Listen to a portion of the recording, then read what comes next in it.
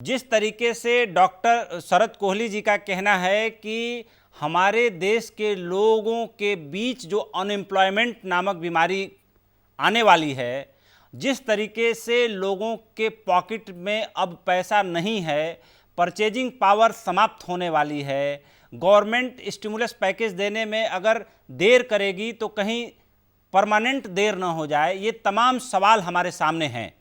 क्योंकि अगर हम कंज्यूमर हैं, अगर अपने कंज्यूमर होने के गुण को ही खो देंगे तो जाहिर सी बात है कि हम दोबारा खड़े कैसे होंगे, ये एक बड़ा सवाल खड़ा होता है। आप बताएं, आप क्या कहना चाह रही हैं? मैं बस ये कहना चाह रही हूँ कि मैं शरद कोहली जी की बात से बिल्कुल वाकिया रखती हूँ कि हमें स्टिमुलस पैकेज की जरूरत है।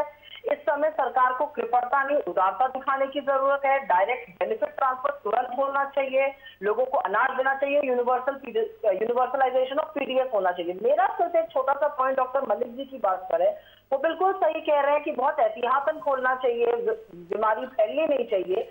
लेकिन लॉकडाउन इसका आंसर नहीं है, लॉकडाउन इसका सोल्यूशन नहीं है। ज्यादा टेस्टिंग करनी पड़ेगी, ज्यादा ट्रेसिंग करनी पड़ेगी और उसके बाद क्वारंटीन करना पड़ेगा। आप लॉकडाउन पे लॉकडाउन बढ़ाते जाइए और अगर टेस्टिंग की कैपेसिटी नहीं बढ़ेगा, अभी भी 40,000 से कम है, आप 100,000 तक अगर नहीं पहुंचेगा तो आपको पता कैसे चलेगा, आप डायनामिक जोनिंग कैसे करिएगा? मेरा एक ये कहना। और एक मैं छोटी सी बात और कहना चाहती हूँ। शरद कोहली जी ने आरबीआई की हैवी लिफ्टिंग की बात करी थी। हाँ, आरबीआई ने तरलता और लिक्विडिटी लाने की बात करी है, बट ऐसे परिवेश में कौन लोन लेने जा रहा है, आप मुझे ये बताइए। लोगों को ये तो पता नहीं है कितनी सैलरी आएगी, एक तिहाई आएगी कि आधी आएगी, नौकरी बचेगी कि नहीं बचेगी। इस समय जरूरत है कि गवर्नमेंट जो यूएस में हुआ है, बैकस्टॉपिंग ऑफ लोन करे। आप क्रेडिट गारंटी दीजिए, बैंक को आप बोल रहे हैं लोन दीजिए, कौन बैंकर लोन देगा? वो डरे हुए हैं एनपीए बन जाएगा। सरकार को जरूरी है कि सरकार बोले इस लोन की एमएसएमई को हम क्रेडिट गारंटी देते हैं, अगर इसमें कुछ गड़बड़ होगी तो हम बैंक को कॉम्पनसेट करेंगे। अगर बैक स्टॉपिंग ऑफ लोन नहीं होगा तो कोई बैंक लोन नहीं देगा और जब तक लोन की अर्थव्यवस्था में फिर से ऑफटेक नहीं शुरू होगा, हम अर्थव्यवस्था। सुप्रिया जी, आपने बहुत अच्छा सवाल उठाते हैं। शिव प्रताप शुक्ल जी के पास सवाल उनसे ले रहा हूं।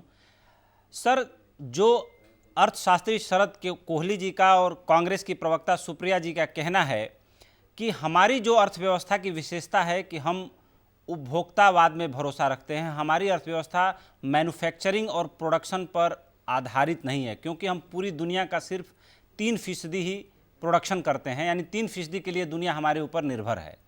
ऐसी स्थिति में जब लोगों के पास पैसा ही नहीं रहेगा, रोजगार ही नहीं रहेगा, उनकी जेबें खाली हो जाएंगी, तो सरकार अनएम्प्लॉयमेंट ना हो, बेरोजगारी ना हो, उद्योग धंधे बंद ना हो, इसके लिए पैकेज देने में जल्दबाजी क्यों नहीं दिखा रही है, जल्दी निर्णय क्यों नहीं ले रही है? इस पर मैं आपकी राय जानना चाहूंगा। देखिए उपेंद्र जी, सबसे पहले तो मैं एक बात कहूं, मैं सबको बधाई देना चाहता हूं जितने पॉलिटिकल पार्टीज के लीडर हैं जी, कि इस पूरे घटनाक्रम में किसी ने भी इक्का दुक्का छोड़ दिया है तो राजनीति करने का काम नहीं किया है। बिल्कुल, सभी लोग देश की समस्या मान करके उसके साथ जुटे हैं और प्रधानमंत्री और सेंटर के निर्णयों के साथ अपने को जोड़ने का काम किए हैं।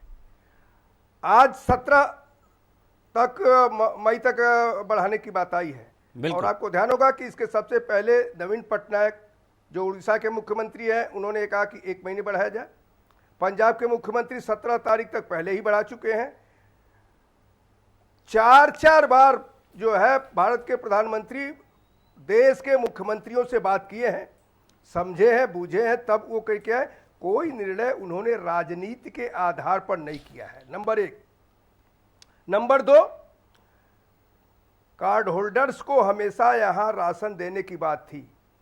ये जो कहा जा रहा है ना, सबको राशन अब की देने का काम किया गया है, जिनके पास कार्ड नहीं है उनको भी, क्योंकि आज उनकी आवश्यकता है। भारत सरकार ने कभी भी ये नहीं कहा कि हम रखे रहेंगे अपने गोदामों में। आज निकाल करके राज्यों को दिया है और राज्यों से ये कहा है कि जो लोग भी भूखे हैं उनको दो। सामाजिक लोगों से भी अपील किया है, वो अभी इसके साथ लगे हैं और वो अभी इसको पूरा किए हैं।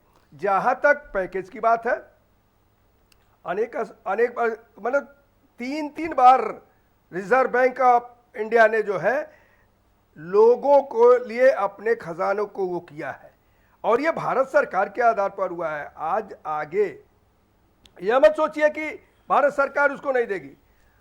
आज की हम भले ही सत्ता पक्ष के हैं, लेकिन ये कहेंगे कि अगर भारत की अर्थव्यवस्था को पूरी तौर पर सुदृढ़ करना है तो एक बार एमएसएमई पर सभी को ध्यान देना पड़ेगा।